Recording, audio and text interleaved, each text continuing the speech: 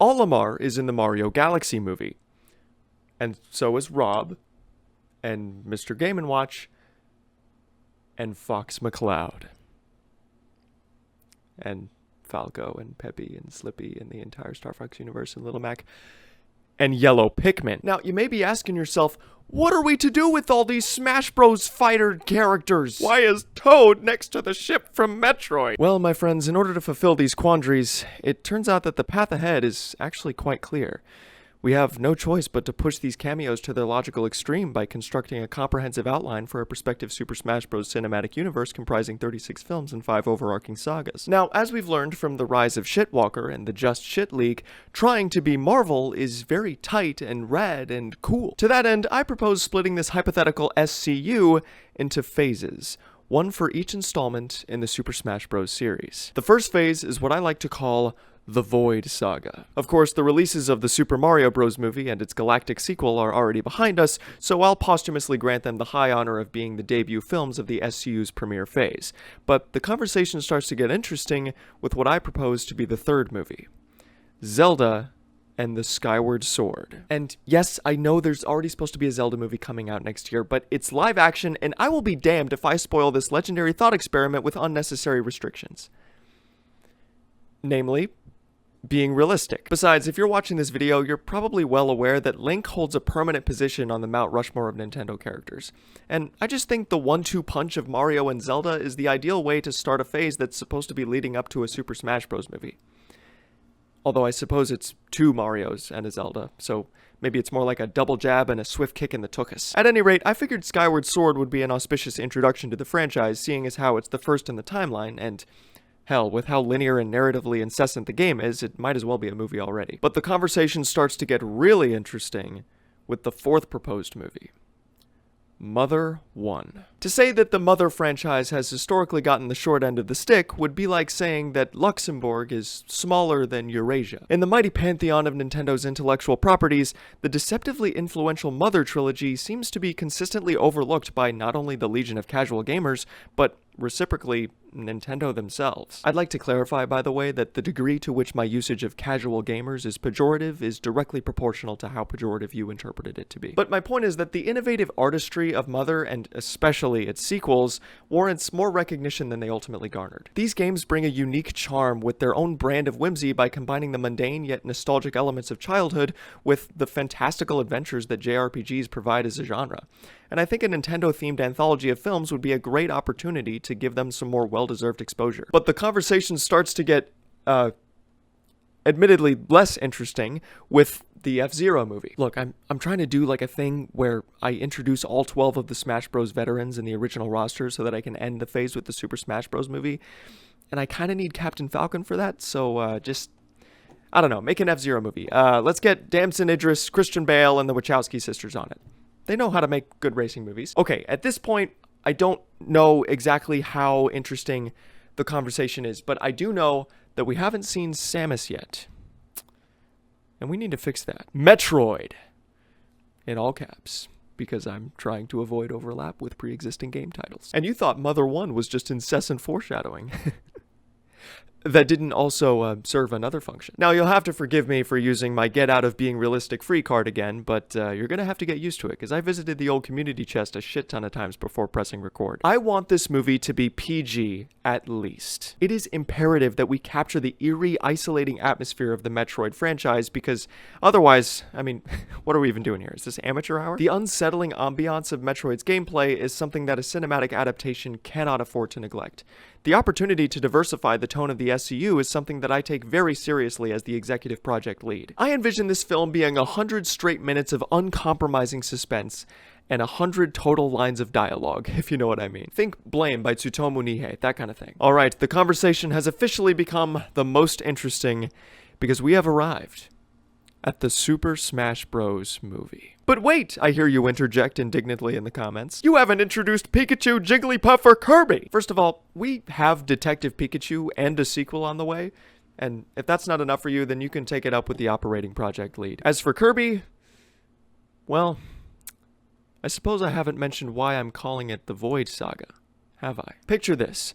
Void Termina has been wreaking havoc across the galaxies, and all the greatest heroes from across the universe have come together through the warp pipes to thwart its violent destruction. But its all-consuming power is too overwhelming.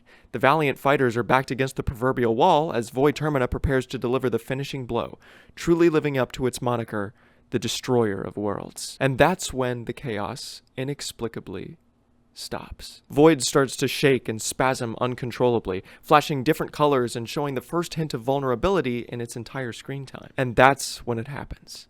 A tiny object is seen being ejected from the massive figure of Void Termina. A small, pink object, shaped like a friend. It's Kirby. It's not an object, it's Kirby. I apologize for objectifying Kirby. It turns out that before the events of the movie even began, Kirby was engaged in combat with Void and attempted to absorb it. But it was too much for him to handle, and instead of Kirby adopting Void Termina's abilities, the reverse happened, and the disastrous rampage continued. That is, until Kirby is finally freed from Void's possession and defeats it with the help of the other brave warriors of the mighty Smash Bros. Roster. And they all lived happily ever after. That is until the second phase. Here comes SCU-2, Electric Boogaloo, complete with 7 more movies, the last one being an adaptation of the ever-revered Super Smash Bros. Melee. I actually just got a call from the Vice Project lead, and they're wanting every phase to start with a Mario movie, which seems creatively stifling, but I think I've come up with a loophole.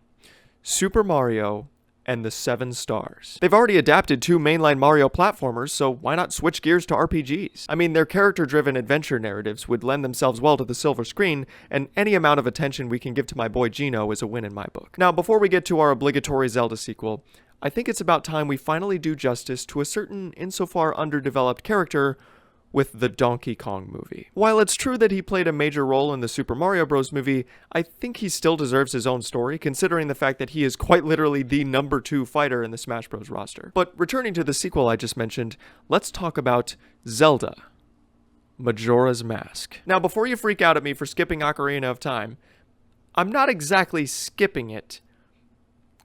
Well, I'm not skipping it entirely. I'm skipping most of it. Here's the thing, I have a good reason for it, and I promise I'll explain during the Phase 3 discussion, but for right now, all you need to know is that the movie opens with the final battle of Ocarina of Time, where Link defeats Ganondorf and Zelda sends him back in time to his childhood. The rest of the movie chronicles the events of Majora's Mask, which I believe to be one of the most compelling and thematically poignant stories in Nintendo's catalog. This game's explorations of grief, dread, and the ephemeral nature of time itself are rich with cinematic potential.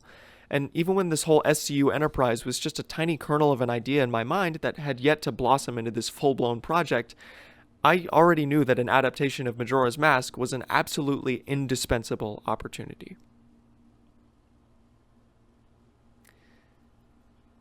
Hey, whatever happened with Fox McCloud? I mean, he just kind of screwed off in the Mario Galaxy movie, but I feel like we can do something more with him. And the rest of his quartet, for that matter. Alright, how's this? At the beginning of the Star Fox movie, we see Fox blast off in his ship after settling things with Mario and the gang.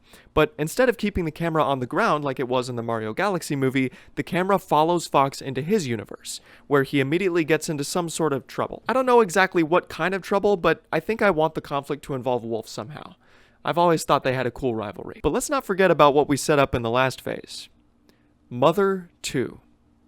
Earthbound. This is probably the most popular title in the Mother trilogy, and for good reason. It's endlessly charming and successfully builds upon everything that was great about the first game while also contributing its own innovations, such as specialized character abilities and overworld enemies. Okay, I want to be clear that I'm not saying we should do this. And we should not do this, but it would be extremely funny if certain showings of the Earthbound movie had a gimmick where you fill out a survey beforehand and every seat in the theater had a pair of headphones so that whenever Ness uses PSI Rockin', there's an AI TTS that dubs over his voice and says your survey response instead. Alright, enough fooling around. It's time to sink our teeth into one of the most important franchises in Super Smash Bros. Fire Emblem. Here's the thing about Fire Emblem. I don't know a lot about Fire Emblem. I've always liked the idea and general aesthetic of the games, but for some reason I could never get into that specific brand of tactical gameplay. With that being said, my ignorance of these franchises hasn't stopped me yet, so I'm going to make the executive decision to include both Marth and Roy in this one. We'll call it Mystery of the Fire Emblem. By the way, we are definitely making this a trilogy. There is a staggering amount of Fire Emblem characters in Smash. You know what else has a staggering amount of characters? Super Smash Bros. Melee. In fact, it has so many characters that some of them will realistically have to be sidelined in the Smash movies going forward. Let's everybody say hi to the Ice Climbers, by the way. So you might have noticed that I named this second phase the Master Saga. And that's because it's finally time to bring in the big guns. And by that, I mean the finger guns. And by that I mean Master Hand. Super Smash Bros. Melee is arguably the most unanimously beloved entry in the series, especially from the competitive side of the fanbase. So I thought it would be fitting to save the most iconic Smash villain for this one. Maybe we could even work in another one of my plot twists at the end where Crazy Hand comes in and inadvertently facilitates the defeat of Master Hand. Or maybe we could keep this one classic and simple and avoid my signature convolutions. But if I don't indulge in them now, they'll inevitably emerge in the future anyway. With another phase comes another Mario movie, and this time around, I'd like to suggest an adaptation of a different beloved RPG. Mario and the Thousand-Year Door. Let's not flatten everybody, though. I'm thinking about including Wario in this one, and if we tried to smush all of his glorious girth into the two-dimensional plane, it would just fill up the entire screen. But I digress. I believe I promised you an explanation in the last section regarding Zelda's role in this whole shindig. And I'm nothing if not a man of my very many words. Of course, the reason I bring this up now is because the next movie on the docket is Zelda: Link's Awakening. Remember how I started the last Zelda movie with the fight at the end of Ocarina of Time? Well, if you're familiar with Zelda's chronology, this battle actually splits the timeline 3 ways depending on Link's performance against Ganondorf, which is actually a concept that'll be explored further during the next saga. In Phase 2, we showed him win and proceed to the events of Majora's Mask. In this one, however, Link ultimately fails. The film opens with the same exact confrontation we saw in the Master Saga, but this time, Ganondorf is simply insurmountable. He brutally overpowers Link and takes the Triforce for himself, almost killing our favorite Hylian hero in the process. He narrowly escapes thanks to Zelda's help, but the damage has been done. The rippling ramifications of Link's defeat would inevitably permeate throughout the kingdom in the shadow of Ganondorf's tyranny. And even if he's eventually overthrown, the scars left in his wake would leave Hyrule forever changed. Overwhelmed and disillusioned, Link goes into exile on Koholint Island and seeks redemption through a perilous journey to the top of Mount Tomaranch. Alas, once again we find our Tokuses thoroughly jabbed and swiftly kicked by Mario and Zelda, respectively, and once again we find ourselves faced with the question: what comes next? Well, why don't we take this moment to zoom out so as to avoid losing the forest for the trees and remember that this is the third phase. The third Smash game is Super Smash Bros. Brawl. And if you talk to anyone with any amount of experience playing Brawl competitively, there is one notorious fighter who's virtually guaranteed to be referenced in the discussion. And that is Meta Knight. I hope the cosmic irony of his name isn't lost on anyone, given the fact that the integrity of the meta game is existentially threatened by his mere presence. Of course, I'm about the furthest you can get from a fighting game expert, but my point is that Meta Knight's infamy is something that I would like to exploit for the Subspace saga, because it turns out that he's actually quite a compelling character as seen in the Kirby franchise. The complexity of Meta Knight's morality would serve as an excellent keystone for this project.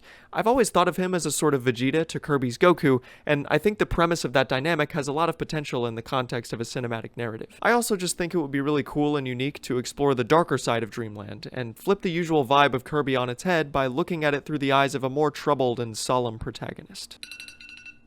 Oh, that's my Fire Emblem alarm. I present to you Fire Emblem and the Path of Radiance. I don't have any slides for this presentation because, once again, I'm very ignorant when it comes to this franchise, but I promised you a trilogy, so here you go. Anyways, back to Meta Knight.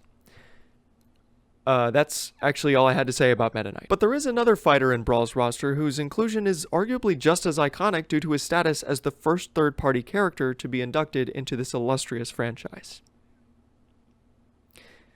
And it's not Sonic. Don't ask me about Sonic in the comments. Ben Schwartz has very kindly given us a whole-ass trilogy with a fourth one on the way. Besides, it seems like one of Sakurai's favorite pastimes is ignoring Sonic, and I'm trying to take after the sensei, you know? So have you figured it out? Did I ramble about Sonic long enough for you to figure it out? I'm talking about Snake. We're doing Metal Gear Solid Snake Eater. And you could honestly pick any of the Metal Gear Solid games to adapt, but I picked the third one because I just really like how tragic the ending is, and if you think about it, that kind of fits the tone of Phase 3 as a whole. And for those of you who've noticed the Lucas-shaped hole in this saga so far, you'll know that that's not going to change anytime soon. Mother 3 is my choice for the penultimate film of the Subspace saga. Let's not kid ourselves. This movie is the best argument as to why a Smash cinematic universe should exist to begin with. If you're watching this video, you're likely proximate to the zeitgeist of video games and don't need me to preach the travesty of how hard it is to legally get your hands on this masterful game.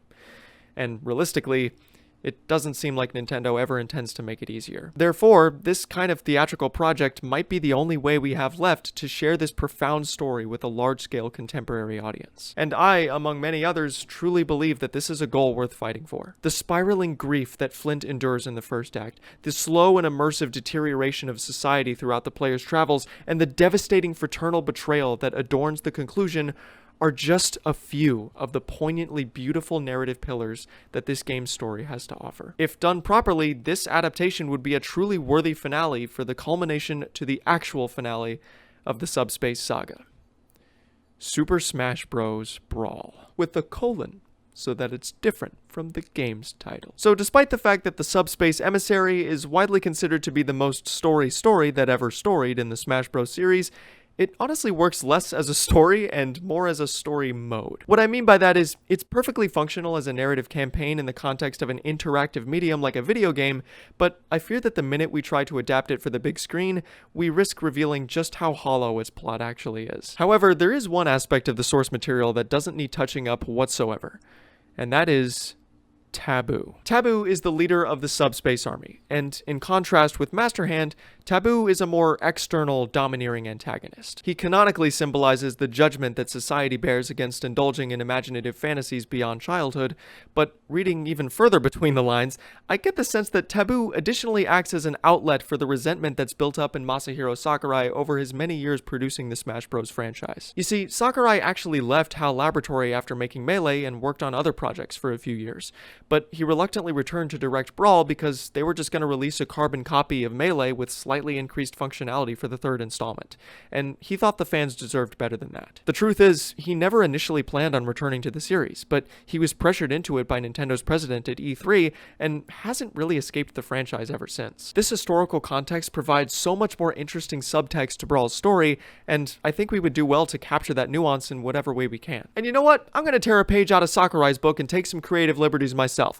Executive decision, the next phase is officially not starting with a Mario movie. That's right, we're skipping the jab and going straight to the Tookus Roundhouse with Zelda and the Wind Waker. Now, we actually have quite the conundrum on our hands with this one, because Wind Waker, the game, has an extremely distinctive art style that is insistently integral to its identity, and it would be bordering on blasphemy not to adopt it for this adaptation. At the same time, the whole idea behind a cinematic universe is that it's supposed to be a cohesive sequence of crossovers which fit together in the same global narrative. Cloud should theoretically be able to interact with Sora, for example. Did I just independently invent Kingdom Hearts? Nevertheless, my point is that the feasibility of every character being able, in principle, to coexist in the same room necessitates a certain homogenization of art styles across projects. But what if I told you that the premise of the Echo Saga will not only allow us to eat our cake, but also have it? Indeed, our shameless emulations of Marvel shall remain strong and unrelenting. Much like Phase 4 of the MCU, Phase 4 of the SCU will be incorporating a multiverse. Now, if you're wondering how this is any different than using the warp pipes to get from one franchise's world to another, I have an explanation for you. Or I should say, I had one, until my dog ate it. Maybe it would be more natural to compare it to Sony Marvel rather than MCU Marvel, where the Spider-Verse allows for a mixture between American and Japanese art styles, for instance. I don't know, I kind of just want to see the final battle of Ocarina of Time with cell shading. And you better believe we're starting this one the same way we started the last two. But we don't begin to comprehend the true relevance of the multiverse in this saga until I guess it's time for Fire Emblem Awakening. Again, I don't know anything. The emblem is waking up. Anyway, as I was saying, we don't begin to comprehend the true relevance of the multiverse in this saga until Kid Icarus Uprising. Without a colon this time. Now, before anyone says I'm just throwing Sakurai a bone here, first of all, Pit and Palutena are both in my top 5 character designs in the entire Smash roster, so I would have pushed for an adaptation anyway, but second of all, there is a particular character in this game that I would like to repurpose in the interest of setting the stage for the overall narrative of this phase. Here's the plan. Pitt goes on his normal missions to defeat Hades and his commanders under Palatena's guidance. But every now and then, Pitt notices these little wispy shadows slithering and crackling through the air. And he eventually notices that he's actually able to harness these wisps in such a way that augments his powers. In fact, not only do they bolster his strength, but he also finds that his reflexes and counterattacks are acutely frictionless, or even automatic. Naturally, he welcomes these unexpected strands of darkness as a supplement to his skills in the midst of combat, and when he meets his final challenge of Hades himself, he fully indulges in the aid of these shadows by siphoning as much as he can. Sure enough, his battle ability skyrockets, and his reflexes and counterattacks are once again automated. And strangely, his regular attacks are also automatic. And his movements in general are automatic. And all of a sudden, everything is automatic. He's no longer in control. He swiftly and unceremoniously does away with Hades, efficiently incapacitating him. But he doesn't stop there. He continues to strike him mercilessly, knowing full well he's already dead, and he doesn't stop until Palatena desperately holds him back and snaps him out of it, utterly horrified by this brief glimpse into the dark side of Pitt.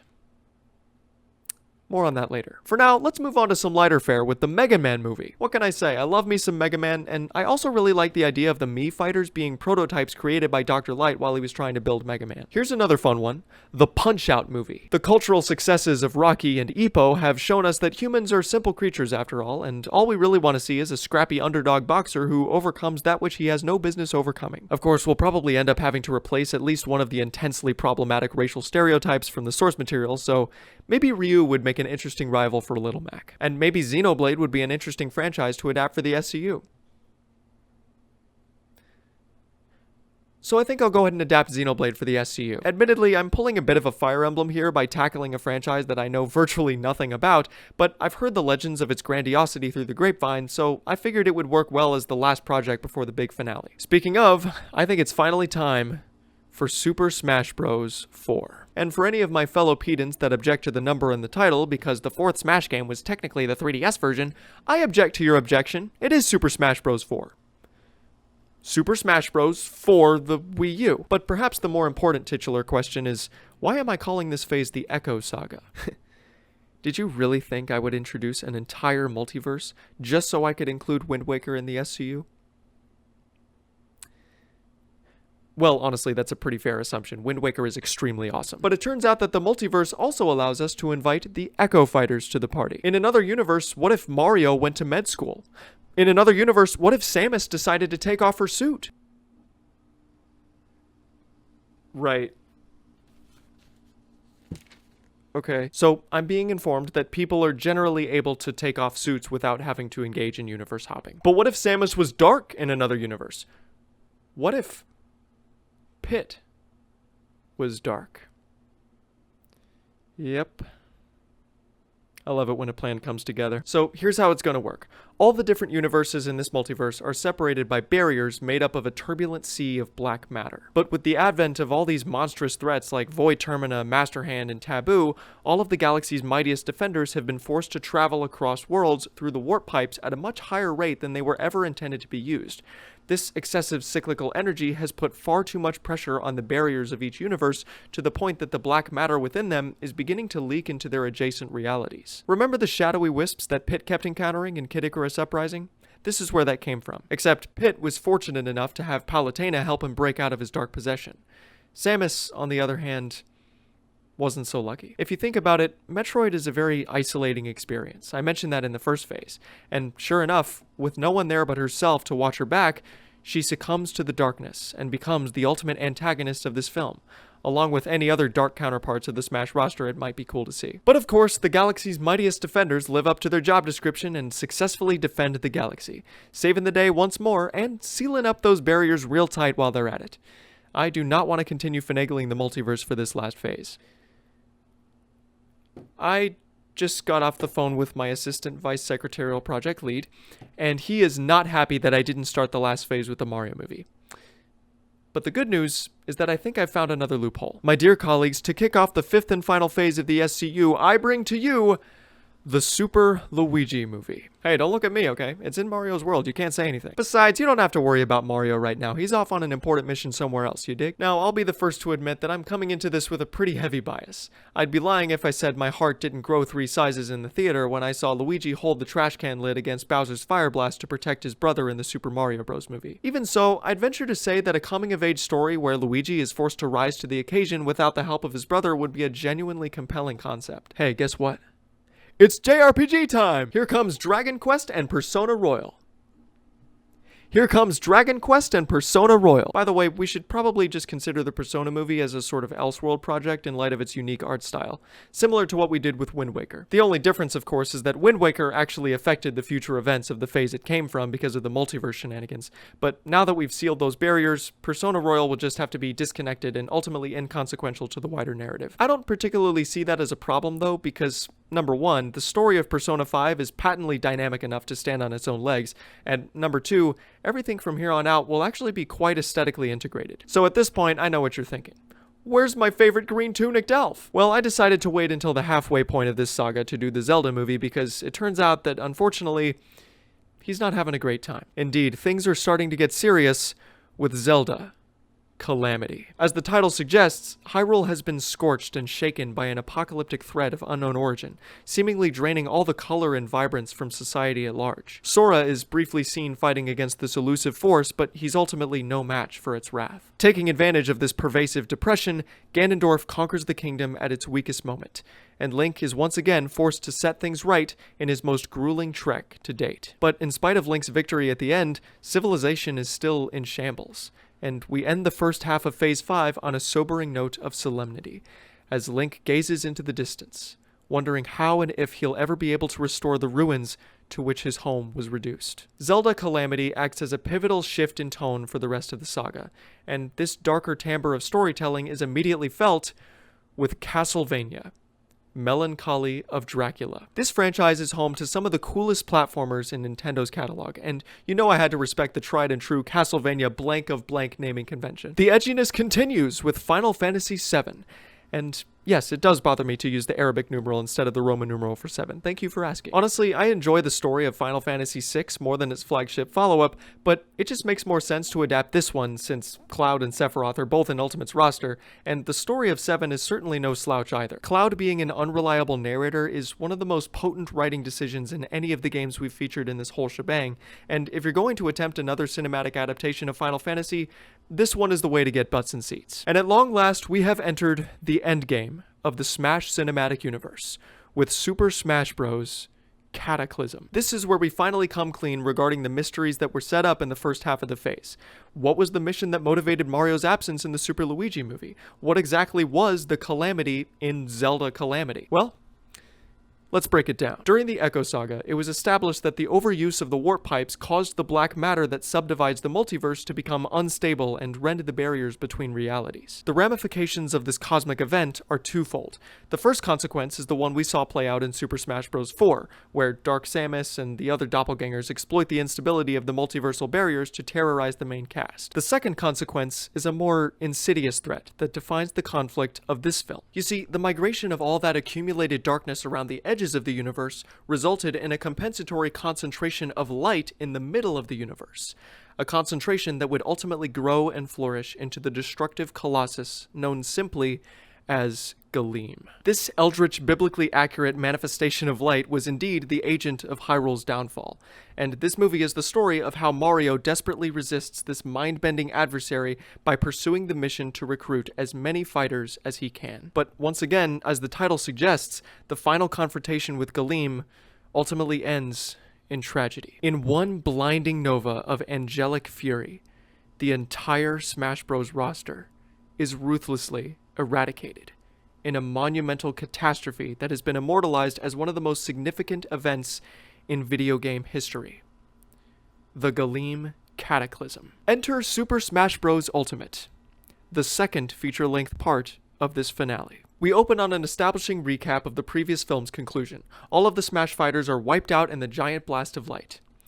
That is, all but one. In a fateful act of pure determination to survive, Kirby, and Kirby alone, miraculously escapes the Galeem cataclysm. The film proceeds to tell the tale of Kirby's voyage through the world of light, gradually building the ranks of the galaxy's defense one by one and gathering the mighty cast of Super Smash Bros. To redeem themselves. And lo and behold, with their combined efforts, they finally put a stop to Galeem's disastrous rampage and save the universe once and for all.